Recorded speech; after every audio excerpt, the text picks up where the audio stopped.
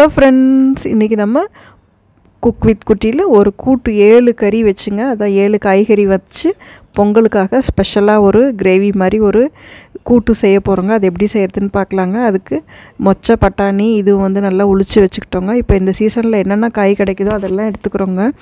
நான் பூசணிக்காய், வாழைக்காய், கேப்சிகம்முங்க, கேரட்டு, பீன்ஸு, உருளைக்கிழங்கு, அவரைக்காய், முருங்கைக்காய் கூட கிடைக்கலாங்க. முருங்கைக்காய் ஆனால் நான் போடலைங்க. எல்லாமே இது மாதிரி கட் பண்ணி வச்சாச்சுங்க. இப்போ இதை நம்ம ஒரு குக்கரில் தான் செய்கிறேங்க. கொஞ்சம் பெரிய வெங்காயமும் நீல வாக்கில் இப்போ பெருசு பெருசாக கட் பண்ணிக்கிட்டாங்க, அதுவும் போட்டாச்சுங்க. பூசணிக்காய் எல்லா காயும் போட்டாச்சுங்க, ஒன்றாவே போட்டாங்க. பூசணிக்காய் மட்டும் கொஞ்சம் பெருசாக வெட்டிக்கிட்டோம்னா அது மற்ற காயோடு வேகிறப்போ உடஞ்சி போகாமல் இருக்குங்க, அதுக்காக தான். மற்றபடி கொஞ்சம் சின்ன வெங்காயமும் போட்டுக்கிட்டாங்க. அதுலேயே பூண்டு மட்டும் போடலைங்க. அப்புறம் வந்து சாமிக்கு நைவேத்தியம் பண்ணுறனால பூண்டு சேர்த்து அதை செஞ்சோங்க. பூண்டு போட்டுக்கிட்டாலும் நல்லாயிருக்குங்க. இதில் மற்ற நாளில் செய்கிறப்ப நீங்கள் பூண்டு சேர்த்து செஞ்சு பாருங்கள், சூப்பராக இருக்குங்க. கொஞ்சம் உப்பு, கொத்தமல்லி, கருவேப்பிலை எல்லாமே பச்சையாக அதிலே போட்டாங்க. 2-3 தக்காளிங்க, சின்ன தக்காளி தாங்க இது. அதுவும் வந்து நான் பச்சையாகவே சேர்த்துக்கிட்டேங்க. இன்னும் தண்ணியை சேர்த்துல அடுப்பும் பருத்துலைங்க. இப்போ இந்த காயெல்லாம் போட்டு குக்கர்லேயே எல்லாம் ஒன்றா போட்டு வேக வைக்க போகிறோங்க. இந்த காய் வேகிறதுக்காக ஒரு 2 டம்ளர் அளவுக்கு தண்ணி சேர்த்துக்கிட்டேங்க. தண்ணி சேர்த்துட்டு மஞ்சத்தூள் போட்டு நம்ம வீட்டில் அரைச்ச சாம்பார் பவுடர் தாங்க போட்டுக்கிறோங்க. வேறு ஒரு ஸ்பெஷலான மசாலா பவுடர் எதுவுமே போடலைங்க. ஆனால் அந்த காய் வந்து அவ்வளோ ஒரு டேஸ்ட்டாக சூப்பராக இருக்குங்க. கட்டாயமாக இதை நீங்கள் ட்ரை பண்ணி பாருங்கள் வீட்டில். இப்போ வந்து மஞ்சத்தூள் போட்டுக்கலாங்க. மஞ்சத்தூள் போட்டுட்டு நம்ம வீட்டில் அரைச்ச சாம்பார் பவுடர் தான், உங்கள் காரத்துக்கு தகுந்த மாதிரி நீங்கள் எவ்வளோ போட்டணுமோ போட்டுக்கோங்க. போட்டுட்டு இதை 1-2 விசில் மட்டும், ரொம்ப எந்திரக்கூடாதுங்க, ஒரு விசில் மட்டும் விட்டு எடுத்துக்கணும். உங்கள் குக்கரை பொறுத்துங்க அது. நான் பட்டாணி அப்புறம் வந்து மொச்சை இருக்கு இல்லைங்களா, அதுவும் வந்து தோல் உரித்து வச்சுருந்தோங்க, அதுவும் போட்டாச்சுங்க.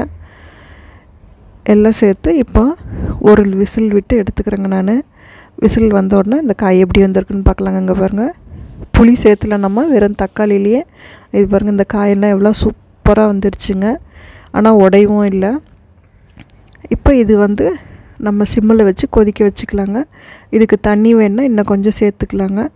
இப்போ நான் ஒரு 2 குழிக்கரண்டி அளவு கரைச்ச புளி வந்து சேர்த்துக்கிறேங்க.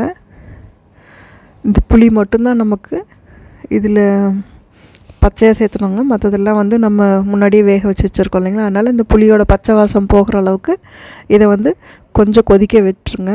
கொஞ்சம் நேரம் ஒரு 5-7 நிமிஷம் வந்து சிம்மிலேயே வச்சு கொதிக்க வச்சுட்டு இந்த புளியோட பச்சை வாசம் போனோடனே கொஞ்சம் தேங்காய் துருவி மேலே தாளிப்பு போட்டோம்னா நம்ம கறி வந்து ரெடி ஆகிடுங்க. இப்போ பாருங்கள், நல்லா வந்து கொதிச்சு வருதுங்க. இப்போ நான் வந்து ஒரு 2 கை அளவு தேங்காய் வந்து திருவி போட்டுக்கிட்டேங்க. தேங்காய் பால் ஊற்றினா அது ஒரு டேஸ்ட்டாக மாறிடுங்க. இது மாதிரி தேங்காய் போட்டு செஞ்சு பாருங்கள், அவ்வளோ சூப்பராக வருங்க.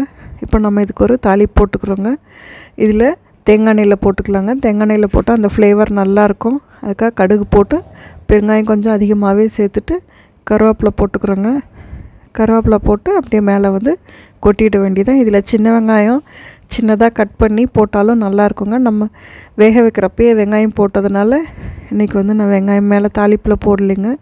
வெறும் கருவேப்பிலையும் கடுகு பெருங்காயம் மட்டும் தாளித்து கொட்டியிருக்கோங்க. இந்த தேங்காய் ஃப்ளேவருக்கும் இந்த காய் புளிப்பு காரத்தோட சூப்பராக எல்லா காயும் இருக்கனால அவ்வளோ டேஸ்ட்டாக இருக்குங்க. இது உழவர்கள் வந்து அவங்க வயல்லையே வந்து அவங்க அறுவடை பண்ண எல்லா காயும் வச்சு சாமிக்கு படைக்கிறதா செஞ்ச ஒரு ட்ரெடிஷ்னல் டிஷ்ஷுங்க இது. நம்ம இப்போ செய்கிறோம். தேங்க்ஸ் ஃபார் வாட்சிங். தேங்க்யூ.